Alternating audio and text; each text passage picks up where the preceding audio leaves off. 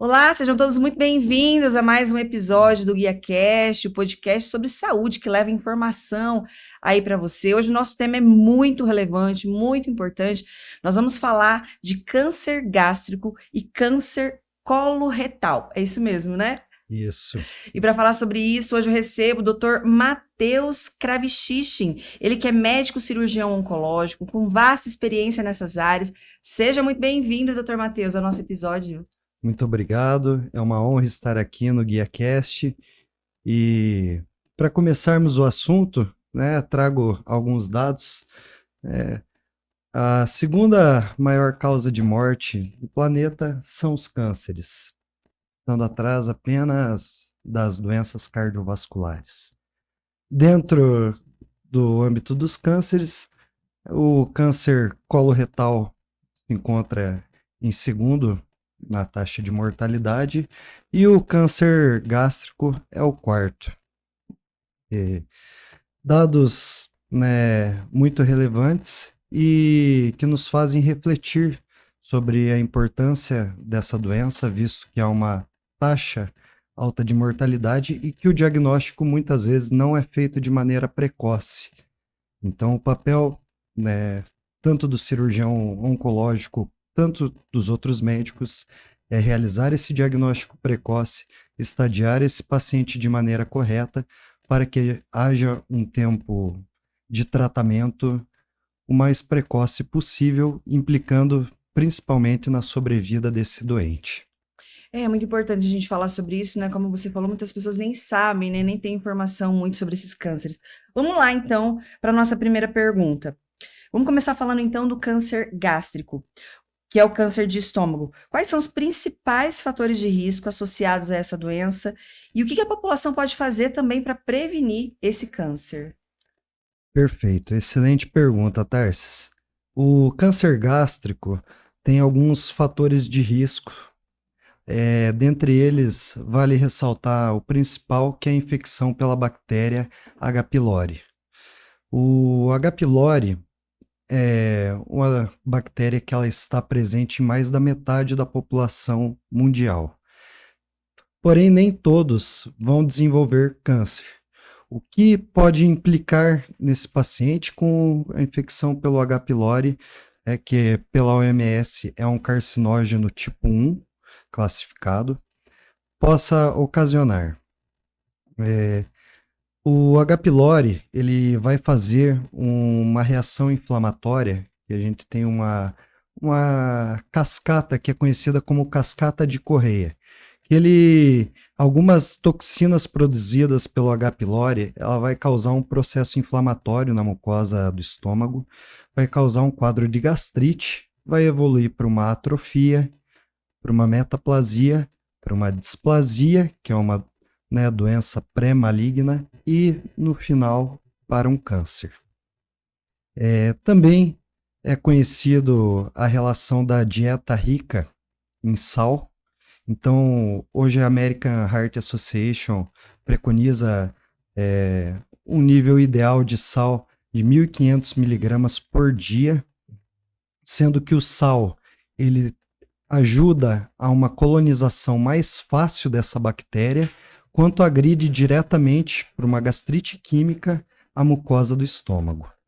Outros fatores, como o tabagismo, a obesidade. O paciente obeso é um paciente que ele tem um estado inflamatório crônico, e esse estado inflamatório ele causa uma desbiose intestinal, ele faz uma reação e um desbalanço entre os fatores metabólicos, nutricionais, e isso culmina principalmente em termos metabólicos, um alto índice de proliferação celular, angiogênese e diminuição da apoptose, que é aquela morte celular programada. Então, o paciente obeso também ele tem fatores que contribuem para não só o desenvolvimento de câncer gástrico, como de outros tipos de cânceres. Vale lembrar também o componente hereditário, embora corresponda a 1 a 3% dos casos, mas Há também a relação, principalmente com a síndrome de Lynch, que é muito comum no câncer coloretal, e também da gastrite hereditária difusa, que também é um fator de risco, né, é, hereditário para o desenvolvimento de câncer. Muitos estudos aí já propõem até uma gastrectomia, ou seja, retirada de todo o estômago de maneira profilática nessa alteração hereditária pelo risco elevado de ter câncer. Mas isso ainda carece de mais evidências científicas. Também é conhecida a relação com o vírus Epstein-Barr, que é o vírus da mononucleose. Ele também tem uma relação de efeito, principalmente na supressão de alguns genes, e eles correspondem em torno aí de 5 a 10% dos casos de câncer gástrico. Muito legal. E quais são os sintomas, aquelas pessoas que estão assistindo a gente, quais os sintomas que essas pessoas têm que ficar alerta, que trazem indícios desse câncer? Perfeito. Os sintomas muitas vezes são subvalorizados, ou seja, o paciente às vezes apresenta a dispepsia, que é aquela queimação que não melhora, ele pode apresentar vômitos, náuseas, mas está alerta para pacientes que não estão fazendo dieta e evoluem com perda de peso, aquela perda ponderal, também paciente ictérico, que fica amarelo, ou que a barriga incha, que, né, com acúmulo de líquido, que o termo técnico é ascite. Tudo isso são sinais que devem levar esse paciente a procurar um médico para que haja uma investigação necessária. Muito bem. Diagnóstico precoce que você acabou de falar para a gente lá no início da nossa conversa, né, da relevância, né? Como é que ele pode ser feito? Ele pode ser feito através de exames, existem outros mecanismos. Como você disse, né, os sintomas às vezes são ignorados, né? Perfeito. Para trazer um dado, né, no Japão e na Coreia do Sul, mais de 50% dos casos de câncer gástrico, eles são diagnosticados no estadio clínico 1, ou seja, é aquela fase inicial, em que ainda há uma doença mais controlável, passível de tratamento e não de suporte paliativo. Trazendo para a realidade do Brasil, né, da América do Sul, menos de 10% dos casos são diagnosticados nesse estágio. Então há uma disparidade, principalmente pela dificuldade de acesso, e nisso entra a importância da endoscopia digestiva alta, que é o exame padrão ouro hoje para diagnóstico. Então, a endoscopia digestiva alta com biópsia, né, é necessário para isso. Por isso, o cirurgião deve ter um endoscopista de confiança para que esses exames, né, tenham sejam mais fidedignos para que façamos um diagnóstico precoce. Existe chance desses exames darem falso positivo e ter que repetir, e há uma máxima que a gente diz que tempo é tumor. Então temos um tempo hábil. Outros exames que são utilizados no câncer gástrico são as tomografias. As tomografias, elas servem para quê? Estadiar o paciente. O que é isso? Na oncologia a gente usa a classificação TNM, que é o quê? O T, né, o tamanho do tumor, a localização dele, então quanto ele está invadindo o órgão. O N são os linfonodos, que são os gânglios em volta do órgão, se estão ou não acometidos. E o M quer dizer de doença à distância ou metástases. Outro exame importante para avaliar o quanto esse tumor está invadindo a parede do estômago é a ecoendoscopia, que nada mais é que uma endoscopia com um transdutor fazendo uma ultrassonografia durante o exame, que isso permite avaliar também a profundidade do órgão. Outro exame que é muito conhecido, né, só que dentro do câncer gástrico a gente tem que tomar cuidado, é com o PET scan. Nem sempre o PET scan ele vai trazer para o paciente informações reais no quesito de se realmente há sinais de doença à distância que podem passar despercebidos. Então, um método também utilizado para complementar esse diagnóstico e estadiar melhor esse doente, que tem sido muito utilizado por nossos cirurgiões, é a videolaparoscopia. Ou seja, é uma pequena cirurgia, uma cirurgia minimamente invasiva, na qual o cirurgião ele vai acessar na cavidade abdominal do doente com uma ótica e ele vai, da maneira mais simples, olhar, né? Vai olhar porque o que acontece? Muitas metástases do câncer gástrico, elas são pequenas, né? Um termo muito utilizado, a carcinomatose peritoneal, que é a afecção do peritônio, que é a membrana que reveste os órgãos, ela pode estar acometida de doença. E isso já é uma doença metastática, que às vezes nos exames, tomografias, PET scan, podem passar despercebido. E aí a videolaparoscopia entra nesse quesito para estadiar melhor esse doente para o início de um tratamento mais direcionado, mais assertivo e com melhores resultados. Tem muitas maneiras, então, né? Tem muitas possibilidades aí. Só uma pergunta, fugindo aqui um pouco do roteiro. Você falou no início que no Japão a maioria é identificado rapidamente. Sim. Existe algum comportamento lá diferente daqui que leva a isso? Perfeito, né? O principal comportamento, digamos assim, em relação ao sistema de saúde é a alta, né, difusão da endoscopia. É um exame altamente difundido, tanto que as classificações que nós usamos, muitas vezes endoscópicas, advêm lá do Japão. E nós trazemos para protocolos americanos e acabamos seguindo. Então, com o maior número de endoscopias, mais pacientes são diagnosticados em fases iniciais, onde ainda a doença ou esteja no estágio muito inicial, ou ainda ela não se espalhou. Né?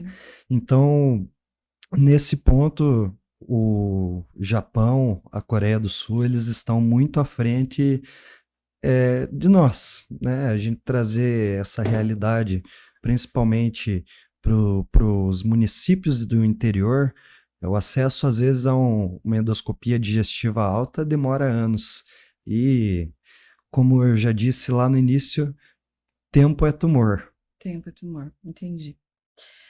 Essa cirurgia oncológica, ela é a principal forma, então, de tratamento para o câncer gástrico? Existem outras abordagens que são mais comuns? Perfeito.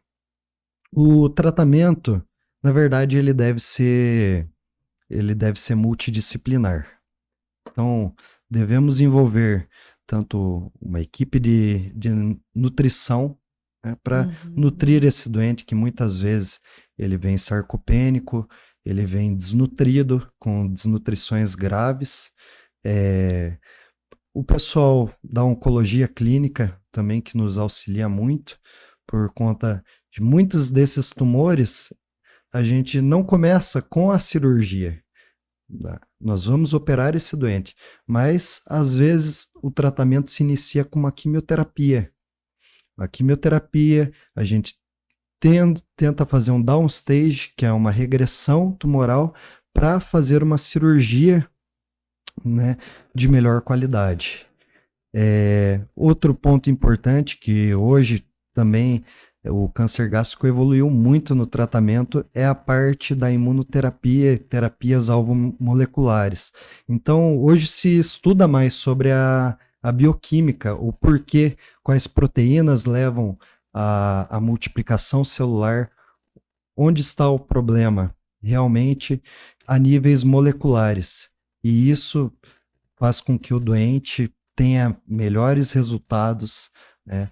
Melhora a sobrevida, a qualidade de vida desse doente, e é um tratamento, como eu disse, multidisciplinar. A cirurgia, né, hoje, que é a minha área, existimos várias formas de fazer essa cirurgia, né? Desde a maneira mais arcaica até a maneira mais moderna. Então, dentro da maneira arcaica que é a realidade, principalmente nos sistemas de saúde do país, ainda é cirurgia aberta. É feito um corte, uma incisão no abdômen do paciente. Nós podemos remover o órgão total ou subtotal, né? Então, a gastrectomia total, subtotal com a linfadenectomia, que é a retirada daqueles gânglios que a gente estava falando lá no estadiamento, no TNM, que é o N. A gente vai tirar esses gânglios. Faz parte, e a retirada desses gânglios é um fator que muda a sobrevida do doente. Por isso, é diferente de uma gastrectomia, às vezes, que é feita numa cirurgia bariátrica. A cirurgia oncológica envolve, além dessa retirada do órgão, a retirada dos linfonodos. E agora, partindo para as maneiras mais atuais de operar esse paciente, a gente tem a cirurgia minimamente invasiva. E dentro da cirurgia minimamente invasiva, a videolaparoscopia, que não é tão nova assim, né? E a cirurgia robótica, né? Que principalmente para o acesso em alguns campos operatórios ali, para o cirurgião acaba tendo melhor acesso, melhor visualização, um tempo menor de exposição da cavidade abdominal do doente. Então, são tecnologias que vêm a somar principalmente para dar um resultado melhor final da parte cirúrgica. E recuperação mais rápido também, né? Com certeza. O paciente consegue retornar às suas atividades num tempo menor, consegue voltar a dirigir, consegue voltar na parte também dos seus afazeres diários. Em questão de funcionalidade, a gente consegue preservar muito mais estruturas. Nós estamos vendo com zoom, com uma ampliação, então conseguimos ver alguns nervos que muitas vezes na cirurgia aberta a gente não consegue ver, algumas estruturas, dissecar alguns vasos. Então, isso tudo vem a somar principalmente não só para o cirurgião, mas para o paciente. É importante também, né? Então, agora falando do colo retal, do câncer coloretal, que atinge o intestino grosso e o intestino reto. Quais são os fatores de risco mais relevantes para esse tipo de câncer e os hábitos também que podem influenciar aí a fortalecer esse câncer? Perfeito. Então, dentre os fatores de risco, né, é necessário a gente falar dos pólipos intestinais, né? Muitos pacientes, eles são assintomáticos ou pouco sintomáticos. E isso faz com que a gente haja necessidade de um rastreio precoce. Mas quais sintomas que esse paciente, né, quais fatores de risco esse paciente pode ter, né? Entra uma dieta rica em carne vermelha e ultraprocessados, isso é um fator de risco, tá, para o desenvolvimento dessa doença. Uma dieta pobre em fibras, obesidade, o tabagismo, né, que é muito conhecido e já é um fator batido, né? E também entra a parte da hereditariedade. Menor número de casos, mas a gente tem a polipose adenomatosa familiar, que 99%, né, dos pacientes aí vão evoluir com câncer ao longo da vida, que é aquela doença que tem múltiplos pólipos, né, dentro do intestino, e que o pólipo, né, ele com o passar dos anos, ele vai se transformando até virar um câncer. Então, por isso, é importante o diagnóstico precoce também. Esses sintomas de alerta, né? Existem esses sintomas de alerta que devem acender o sinal vermelho para esse câncer coloretal? Você falou de algumas coisas que a gente faz no dia a dia, ou deixa de fazer, né? Faz ou deixa de fazer no dia a dia, que podem potencializar, mas tem sintomas de alerta para, olha, é um sinal. Então, aqui eu acho que vale a pena a gente dividir. Por quê? A gente tem que pensar em 2 cenários distintos.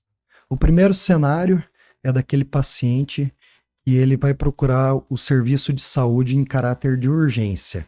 Ou seja, quando o tumor já obstruiu o intestino, ele cursa com um abdômen agudo obstrutivo, que é a parada de eliminação de flatos e fezes, distensão abdominal, dor, vômitos. Esse é um paciente que deve ser atendido em caráter de urgência. E o paciente que é pouco sintomático, né? Que é aquele paciente que ele está com uma perda ponderal, uma dor, né? Que ele não dá muita importância, a perda de sangue nas fezes, que é a hematoquesia, né? Ou melena também, esse paciente pode cursar com isso. São sinais que devem levantar um alerta e fazer esse paciente procurar o sistema de saúde. A gente tem que dividir também o intestino em localidades. Então, o intestino ele é um órgão ali em torno de 1 metro, 1,5 metro. E, principalmente, a gente tem que ver a espessura. Então, do lado direito, a gente tem uma espessura de 7,5 centímetros, que é a parte do seco ali, em média. Então, ali, recebe muito líquido do intestino fino, intestino delgado. E o papel qual é do intestino grosso? Absorver líquido. Para conseguir uma distensão importante, uma dor, há necessidade que esse tumor cresça muito. Então, do lado direito do intestino, esses tumores vão ser pouco sintomáticos. Vão sangrar, eles vão ter uma clínica que muitas vezes é subvalorizada. Então, nesses pacientes, a gente tem que tomar mais atenção por conta do diagnóstico. Percorrendo todo o cólon direito, indo para o cólon transverso e agora aqui na parte do reto, do sigmoide, que é a transição final, esse órgão já atinge uma espessura aí em torno de 3 centímetros. Então, o tumor que cresce ali, é muito mais fácil ele fechar a luz desse órgão e o paciente obstruir. Normalmente é esse paciente que procura o serviço de emergência. Então, o paciente, nós operarmos ele em caráter de urgência, isso muda o prognóstico dele, né? Às vezes, se tivesse sido diagnosticado antes, poderia talvez não precisar de um tratamento quimioterápico ou, né, a doença ter sido diagnosticada de forma inicial. Doutor Matheus, o rastreamento, então, é fundamental para o câncer coloretal? Qual é a importância dessa colonoscopia que você citou aqui para a gente? E a partir de que idade ela é geralmente recomendada para a população em geral? É importante a gente falar isso, né? Porque igual a gente falou de outros países, de outras realidades, a partir de que idade a gente busca isso geralmente? Perfeito, excelente pergunta, Tarsis. A colonoscopia, ela vem sido cada vez ao longo dos anos antecipada, né? É um exame padrão ouro para o diagnóstico, né? Colonoscopia, que é a visualização, né, de todo o reto, de todo o intestino grosso, né, até o final ali do intestino fino. É importante para nós fazermos esse diagnóstico precoce. E em caráter de rastreio, hoje a idade está em 45 anos. Então, embora o Ministério da Saúde, né, ele coloque com 50 anos, já tem guidelines que já sugerem que essa colonoscopia seja pedida com 45 anos. E mais, se o paciente, né, que falando, né, daqueles fatores de risco, se o paciente já tem um histórico familiar de um parente de primeiro grau ou com pólipo, né, com características mais de malignidade, ou se o familiar dele já teve um câncer coloretal, esse diagnóstico deve ser feito 10 anos antes da época que o diagnóstico foi feito. Então é muito importante, principalmente naqueles casos pouco sintomáticos, para que a gente faça esse diagnóstico precoce e o tratamento de maneira efetiva. Vamos falar então de forma geral agora da cirurgia oncológica. Perfeito. Essa cirurgia oncológica para o câncer gástrico e para o câncer coloretal, ela tem evoluído muito, tem crescido muito nos últimos tempos, porque a gente sabe da tecnologia, você falou mesmo, né, agora há pouco, que a tecnologia e até a expertise, né, do cirurgião também contribuem para essa precisão da cirurgia, para esse sucesso, na verdade, né, da cirurgia. E para a preservação também de outros órgãos, né? Como você falou, é tudo muito interligado e um órgão acaba afetando o outro. Perfeito. A cirurgia oncológica é uma especialidade, né, nova, então a formação do cirurgião oncológico vem voltada a fazer com que nós tratemos de maneira cirúrgica adequada esse doente, né, preservando aqueles princípios da radicalidade, né, para o tratamento das doenças, estadiamento de maneira correta, né, em termos da gastrectomia, que a gente falou bastante, da linfadenectomia, isso é um caráter que muda a sobrevida, então a retirada completa desses linfonodos para que depois nós também associamos as outras terapias, elas vêm como uma peça-chave no tratamento desse paciente. Procurar um profissional adequado, com formação e que seja capacitado a realizar esse tipo de cirurgia. E, né, como falamos, a expertise do cirurgião, né?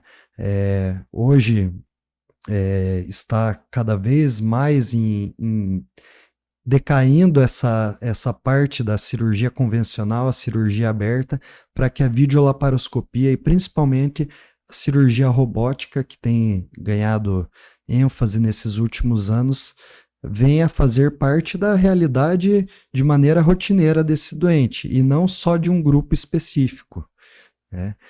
Então, ainda no Brasil, não há tantos cirurgiões, né, capacitados, né, para cirurgia robótica com N expressivo, né, comparado com cirurgia convencional, né? Pois é uma realidade que agora, né, Maringá, por exemplo, há um ano que nós temos o robô aqui, a região de Londrina também, né, que já tem há algum tempo mais.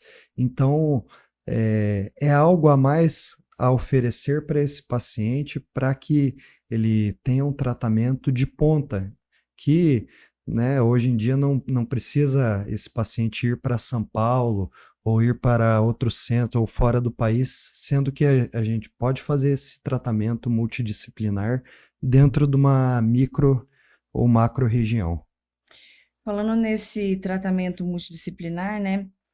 Uma pergunta aqui, ó. Como é que a cirurgia ela se integra a outras modalidades do tratamento, a quimioterapia, a radioterapia, para oferecer aí os melhores resultados para o paciente? Perfeito. São feitos protocolos, então nós seguimos esses protocolos. Então a importância chave em estabelecer esse protocolo é no estadiamento correto desse doente, porque nem sempre iniciaremos o tratamento com cirurgia. Às vezes faremos uma quimioterapia, né, com forma de redução desse tumor.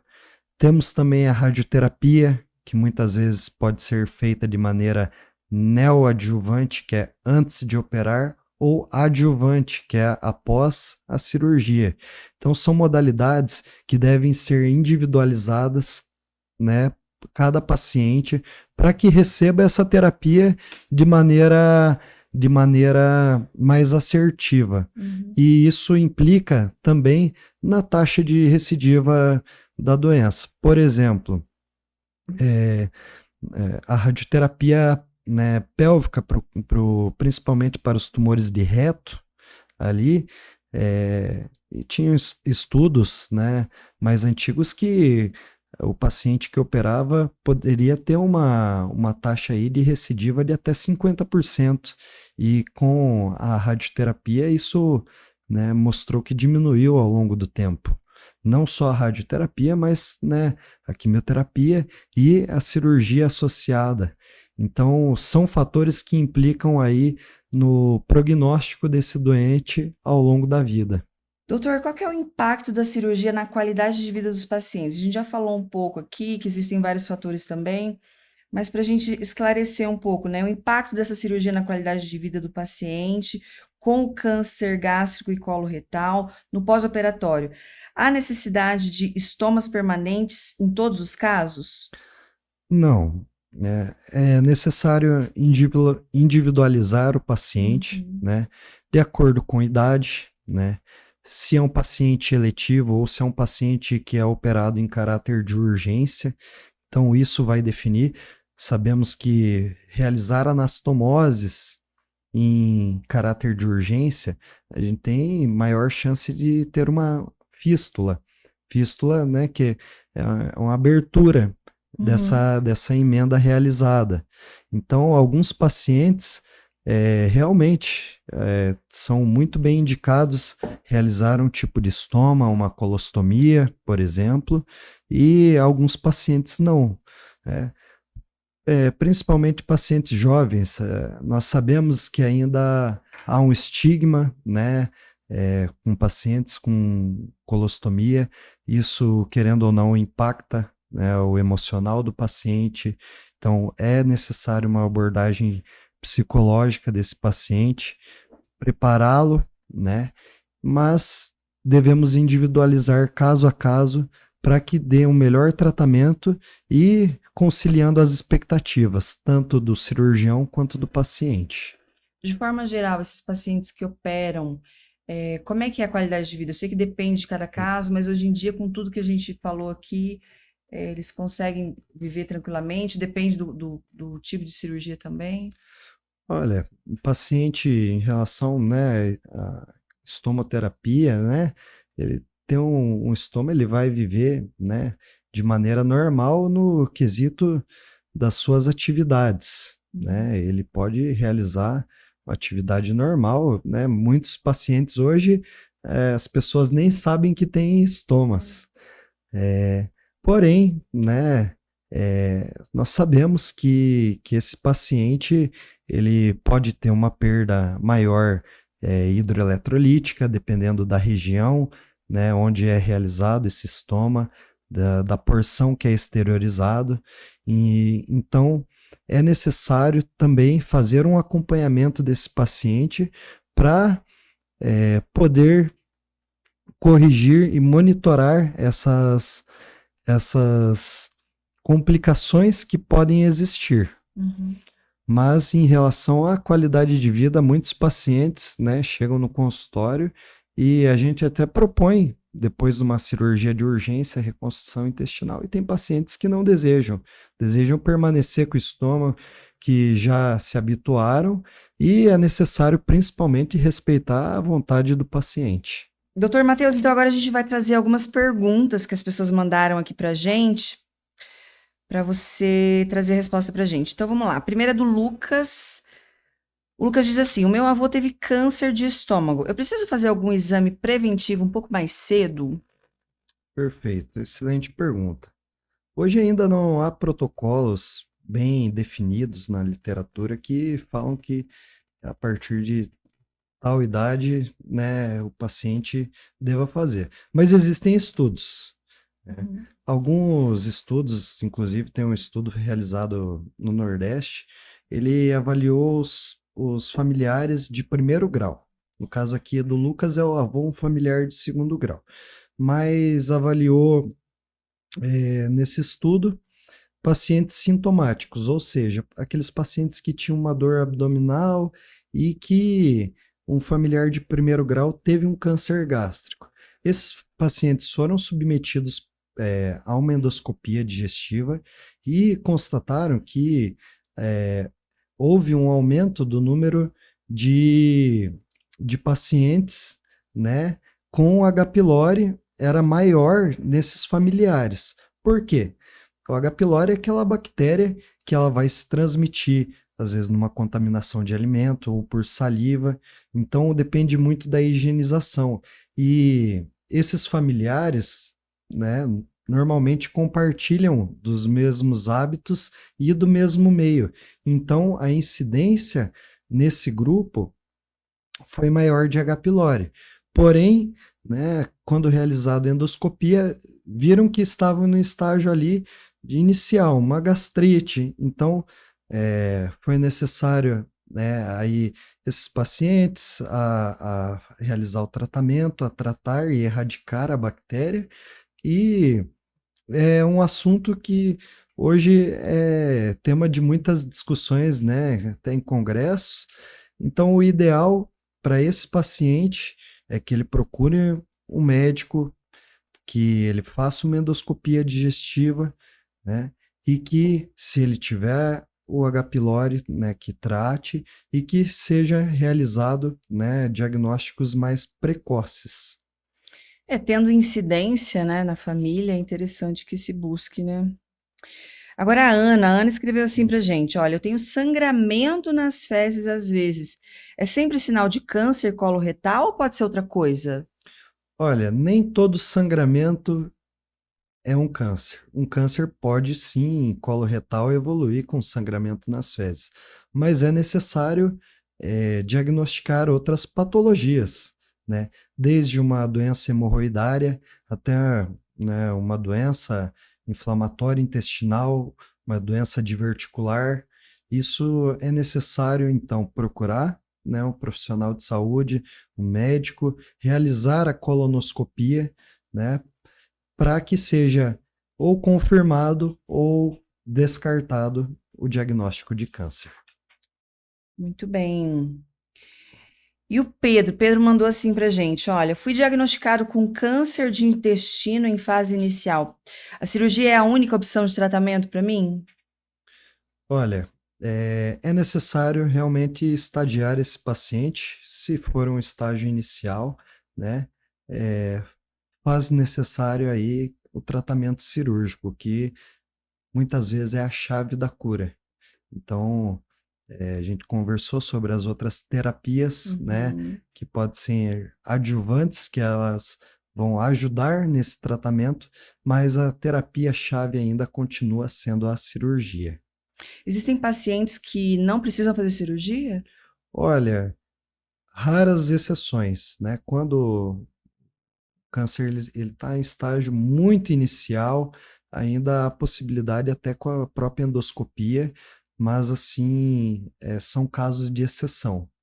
Então, na dúvida, sempre procurar um médico habilitado para que faça, né, a avaliação se realmente esse paciente foi tratado de maneira corretamente ou se ele necessita ser submetido a uma cirurgia. Muito bem. Agora a gente vai trazer algumas perguntas para você esclarecer para a gente, então, se afinal é verdade ou não o que se ouve de maneira geral falar aí sobre esse tema. Vamos lá. É verdade que todo pólipo no intestino vai virar câncer? Todo pólipo no intestino vira câncer? Isso é mito, Mito. né? Nem todo pólipo é um câncer. E nem todo câncer já foi um pólipo. Existem, né, outras patologias que cursam com câncer intestinal, né, que a gente comentou, a síndrome de Lynch, por exemplo, que não condiz com essa lógica, né? O pólipo adenomatoso, né, que ele vai se transformando ao longo dos anos, nós sabemos que há essa relação é, de causa-consequência, né, da transformação desse pólipo em câncer ao longo dos anos. Mas, por isso, faz-se necessário a colonoscopia, que é o principal exame para que haja, né, não só colonoscopia, mas retirar esse pólipo e mandar por uma análise anatomopatológica para definir, né, o tamanho do pólipo, o tipo, para que haja um controle mais precoce ou não com a colonoscopia, porque da mesma forma que foi retirado o pólipo, podem ter outros, né? Então, às vezes faz-se necessário um controle um pouco mais precoce desse paciente. É verdade que o câncer gástrico é sempre uma doença silenciosa e só pode ser descoberto em fases mais avançadas? Olha, é um mito. Né? É, há uma parcela de verdade nessa colocação, em termos que é uma doença que pode ser silenciosa na maneira inicial, não só silenciosa, mas como subdiagnosticada. Então, o paciente é subvalorizado. Doutor, eu tô com uma dor aqui, né, na boca do estômago, não melhora. É, e às vezes o médico acaba não dando importância a esse sintoma. Então, né, que é muito frequente. E o acesso à endoscopia, né, visa fazer esse diagnóstico precoce. Né? Quando o paciente já tem sintomas, né, como vômitos, ascite, icterícia, às vezes esse paciente ele já está no estágio mais avançado, né, até no estádio clínico 4, e que às vezes a terapia paliativa pode ser a única opção para ele. Então, é necessário dar a importância aos sintomas do paciente, examinar o paciente, solicitar os exames complementares, mas principalmente dar, né, uma atenção maior a esses sintomas. Muito bem, estamos chegando no final já do nosso podcast. Tem alguma mensagem final que você quer deixar para o público sobre prevenção, sobre esse rastreamento, importância de buscar um especialista, né, nesse tipo de cirurgia, que você quer deixar aqui de recado final para quem te ouve, para quem te assiste? Então, Tarsis, para a gente concluir, eu acho que é importante a gente bater na medicina preventiva, né? Não procurar o profissional de saúde apenas quando você está sentindo alguma coisa, mas procurar antes das coisas acontecerem. Os protocolos estão para isso, né? Os exames estão para isso. Sabemos das dificuldades do acesso, porém, temos que ir atrás do médico antes de acontecer, né, de ter sintomas, porque diagnósticos iniciais ou esse controle vai impactar no futuro, né? Não só na vida do próprio paciente, como de uma saúde pública em geral. E isso, né, nós já discutimos aí em relação a comparar a saúde pública, né, a saúde, na verdade, os diagnósticos realizados no Japão, Coreia do Sul e dos países aqui latino-americanos. É, é importante que seja realizado esse diagnóstico precoce. Além do diagnóstico, mudança no estilo de vida, alimentação, né? Alimentação, diminuir a ingesta de sal, né? Diminuir também, né, consumo de carne vermelha em excesso, né? É, e atividade física, cessar tabagismo, obesidade, não só para o câncer, mas como para vários outros tipos de patologias. Então, é necessário focar nessa medicina preventiva. E com isso, né, podemos ter um combate a esses fatores de risco que vão levar à patogênese desses tipos de câncer. Muito bem, quero te agradecer E, imensamente. Eu acho extremamente generoso vocês virem aqui e falar tanta coisa. Muitas vezes são termos que a gente mal entende e tal, mas tudo é conhecimento. Eu acho importante tudo isso ser disseminado, o maior número de pessoas saber, né? Começar a dar importância para coisas simples, né? Tudo isso que você acabou de falar para gente é tudo que todo mundo pode fazer, cuidar da alimentação, diminuir certos alimentos que nós já sabemos, né, que não deve ser consumido em excesso, tabagismo, então nem se fala, né? Carne vermelha em excesso também, interessante isso. Então, eu acho extremamente generoso você vir aqui, é, soltar aí um tempo, né? Reservar um tempo na agenda para estar aqui trazendo todo esse conhecimento. E tem algo mais que você quer falar para compartilhar para as pessoas? Ters, eu agradeço, né, a você, a todo o pessoal do GuiaCast. É, um tema e uma proposta extremamente relevante para a saúde atual, né? Temos que focar né, nessas doenças que têm sido a maior causa de morte e focar na parte preventiva, mudança de estilo de vida, né? Eu acho que trazer o conhecimento, compartilhar com o maior número de pessoas, faz-se necessário, principalmente agora na era do podcast, a era digital, nós temos que disseminar e usar esses meios para trazer também informações relevantes. Muitas vezes a gente passa várias horas aí na frente do celular, das redes sociais, e poucos, né, se vê de conteúdos relevantes que têm surgido agora e crescendo cada vez mais. Então, acho muito nobre essa ideia do GuiaCast voltar para a parte da saúde, trazendo não só a parte da oncologia, como das outras especialidades.